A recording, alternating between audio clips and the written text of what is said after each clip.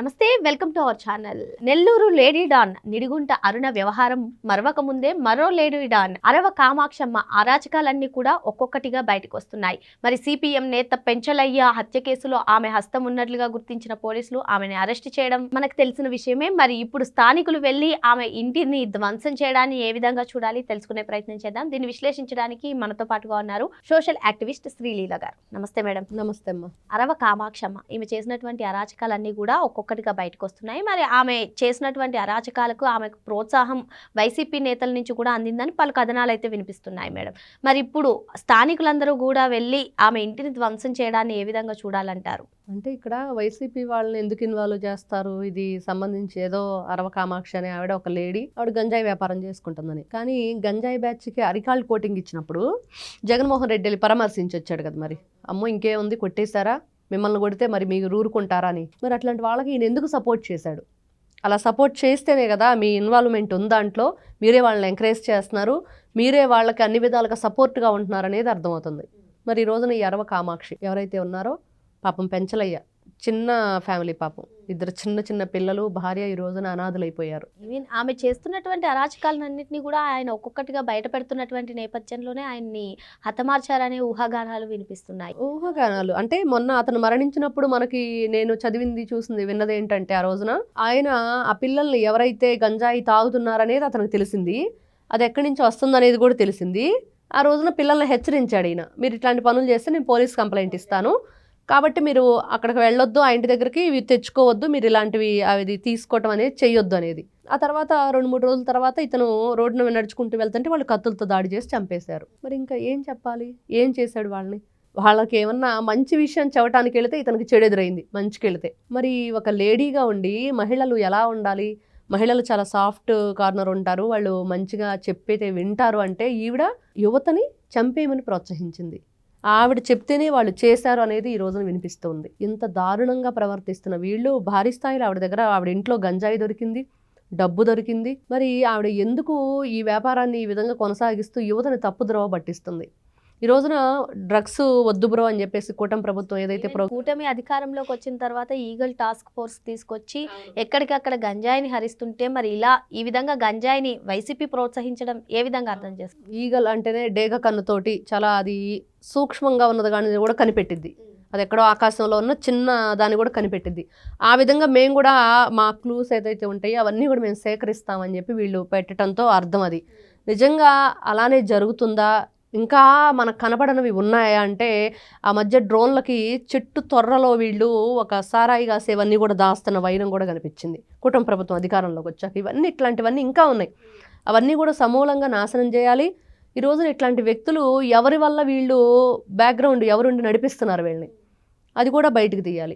ఇటీవల కాలంలో వైసీపీ విద్యార్థి విభాగ నేత కొండారెడ్డి గురించే గంజాయి సప్లై చేస్తున్నారని వార్తలు వెలుగులోకి వచ్చాయి. ఇప్పుడు గంజాయి వ్యాపారం చేస్తున్నటువంటి అరవ కామాక్షమ్మ వెనకాల కూడా వైసీపీ అండ ఉందనే వార్తలు వినిపిస్తున్నాయి. ఏంటి అసలు గంజాయి రహిత ఆంధ్రప్రదేశ్గా రాష్ట్ర ప్రభుత్వం చూడాలనుకుంటే, మరోపక్క ఈ విధంగా గంజాయిని సపోర్ట్ చేయడాన్ని ఏ విధంగా చూడాలి? అవును, లేడీ డాన్ అరుణ తను ఒకవేళ డ్రగ్స్ సంబంధించిన విషయం కాకపోయినా వాళ్ళు కూడా ఎన్ని రకాలుగా వేషాలు వేశారు, ఎంత డబ్బు కొట్టేసింది.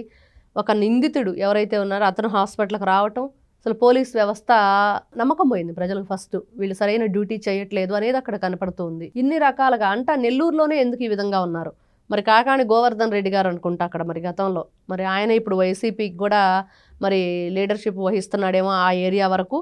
మరి ఆయన గతంలో ఏదైతే ఈ మద్యం అక్రమంగా తీసుకొచ్చి గోవా నుంచో ఏదో అమ్మిన దాంట్లో ఈ క్వార్స్ అక్రమ తవ్వకాల్లో మరి ఒక 55 రోజులు దొంగ పోలీస్ ఆటాడి కనిపించకుండా తిరిగి అతను కూడా ఉగ్రవాదులు యూజ్ చేసే యాప్ యూజ్ చేశాడు పోలీసులకు దొరకకుండా ఉండటం కోసం. ఫోన్ ఒక చోట పెట్టి ఇతను ఒక చోట ఉండటం, ఆ ఉగ్రవాదులు యాప్ యూజ్ చేసే యాప్ ఎలా యూజ్ చేయగలిగాడు? ఇలాంటివన్నీ కూడా మరి మళ్ళీ ఈ రోజున దొరల్లాగా వచ్చేసి ఈ దొంగలు ప్రెస్ మీట్లు పెట్టడం, కూటమి ప్రభుత్వం మీద అవాకులు చవాకులు. ఏం చెప్తారు వీళ్ళు సొసైటీకి? మంచి మీరే దొంగలుగా ఉండి అన్ని అక్రమంగా అన్యాయంగా ఈ రోజున ఆరోపణలు ఎదుర్కొంటూ మరి ఏ విధంగా మీరు ప్రెస్ మీట్లు పెడతారు? ఇవన్నీ కూడా ఎవరైతే ఈ కామాక్షి ఉందో ఆవిడ ఇల్లు ధ్వంసం చేయటం కరెక్టు. ఆవిడ ఇంకా కూడా ఆవిడ దగ్గర ఏదైనా ఆస్తులుంటే అవి కూడా ప్రభుత్వం అటాచ్ చేసుకోవాలి. ముఖ్యంగా ఈ పిల్లలకి కౌన్సిలింగ్ ఇవ్వాలి, ఇట్లాంటి చెడుదారులు పట్టకుండా మంచి విద్యాబోధనతో పాటు వీళ్ళకి ఆధ్యాత్మికమైన విషయాలు కూడా చెప్పాలి మెయిన్. ఎందుకంటే అది పీస్ ఆఫ్ మైండ్ని ఇస్తుంది, వాళ్ళు పీస్ఫుల్గా ఆలోచించడానికి ఉపయోగపడుతుంది. వాళ్ళు ఇట్లాంటి పక్కద్రోవలు పట్టకుండా అదొక మంచి ఆయుధంగా ఉపయోగపడుతుంది. మరి ఈ అరవ కామాక్షమ్మ అయితే ఎవరైతే ఉన్నారో ఆవిడ ఒక మహిళగా ఉండి ఇలాంటి గంజాయి అమ్మటమే కాకుండా ఒక నిండు జీవితాన్ని బలి తీసుకుంది. ఆ పిల్లల జీవితాన్ని పాడు చేసింది. చివరికి వాళ్ళ పిల్లలకు కూడా గంజాయి అలవాటు చేస్తుంది అనేది కూడా మనం వింటున్నాం. ఇంత దారుణంగానా, ఇంత నీచంగానా? అంటే ఒక మహిళగా ఉండి నువ్వు మరి ఏం చేశావు అని అంటే ఇలాంటి వాళ్ళు వైఎస్ఆర్సీపీ పార్టీలు అక్కడక్కడ కనిపిస్తున్నారు. రోజా, రజని, మరి ఉన్నారు కదా శ్యామల, లక్ష్మీ పార్వతి, వీళ్ళందరూ కూడా వీళ్ళు ఏమని చెప్పారు, ఏమని చేశారు? అడ్డగోలుగా వీళ్ళు స్కీముల పేరుతో స్కాములు చేసేసి దోచేసుకున్నారు ఎన్ని రకాలుగా. మరి కాబట్టి ఇట్లాంటి వ్యక్తులందరూ కూడా మంచిని చెప్పే విధంగా ఉండాలి, మంచిని ఆలోచించేటట్లుగా ఎదుటి వాళ్ళకు ఉపయోగపడాలి. యువతని, ముఖ్యంగా యువతని కాపాడుకోవాల్సిన బాధ్యత ఈ రోజున కూటమి ప్రభుత్వం మీద ఉంది. ఏదైతే ఈ గంజాయి వ్యాపారుల మీద ఏ సెక్షన్స్ అయితే నమోదు చేస్తున్నారో వాటిలో మార్పులు చేర్పులు తెచ్చి ఇంకా కఠినమైన చర్యలు తీసుకోవాలి. సొసైటీకి వీళ్ళ వల్ల నష్టం లేకుండా చూడాలనేది ఈ రోజున అందరూ కోరుకుంటున్నారు. ఒక పక్క ఈగల్ టాస్క్ ఫోర్స్ని ఏర్పరిచి కఠినమైనటువంటి చర్యలు తీసుకున్నప్పటికీ కూడా ఇటువంటివన్నీ కూడా వెలుగులోకి వస్తున్నాయి. మరి దీని వెనకాల వైసీపీ కుట్ర ఉంది అని కూడా పలు కథనాలు వినిపిస్తున్నాయి. అంటే ప్రభుత్వం పైన కోపంతో వైసీపీ ఇటువంటి చర్యలకు పాల్పడుతుందా, లేదు అంటే గతం నుంచి కూడా అలవాటు ఉందంటారా? గతం నుంచి ఉంది. గతం నుంచి ఉన్నదాన్ని వీళ్ళు కంటిన్యూ చేస్తున్నారు. ఈ రోజున అక్కడ ఎవరైతే ఈ జోగి రమేష్ మద్యం దొరికిందా, మరి వాళ్ళు కూడా గతంలో మరి ఈ మద్యం మాఫియా నడిపించారా, ఆఫ్రికా టు ఆంధ్ర. మరి ఇవన్నీ కూడా వీళ్ళ గత చరిత్రే, నీచమైన చరిత్ర. దాన్ని కంటిన్యూ చేస్తున్నారు. దొరకనంతకాలం మనం దోచుకుందాం, దొరికిన తర్వాత అప్పుడు చూసుకుందాం అన్నట్లుగా ఉంది వీళ్ళ వ్యవహార శైలి. ఎక్కడైనా సరే వీళ్ళు ఒక తప్పు చేశారు అంటే వెంటనే దాని మీద కఠినమైన చర్యలు జరగట్లేదు. బెయిల్ మీద బయటకు వచ్చేస్తున్నారు. ఎందుకు ఇస్తున్నారు బెయిళ్ళు? ఎందుకు ఇవ్వాల్సి వస్తుంది? జగన్మోహన్ రెడ్డి గారు 12 సంవత్సరాల నుంచి ఉన్నారు. ఆయనకు తానా తందానా అనేవాళ్ళు కూడా బయట తిరుగుతున్నారు. వాళ్ళ బాబాయ్ కేసు ఉంది, దాంట్లో అతీగతి లేదు దానికి ఇంతవరకు. అన్ని ఆధారాలు ఉన్నాయి, అందరికీ తెలుసు, ఓపెన్ సీక్రెట్ అది. అయినా కూడా ఎటువంటి శిక్ష లేదు దీని మీద. ఇట్లాంటివన్నీ కూడా వీళ్ళంతా గతం నుంచి ఇవన్నీ చేస్తూనే ఉన్నారు.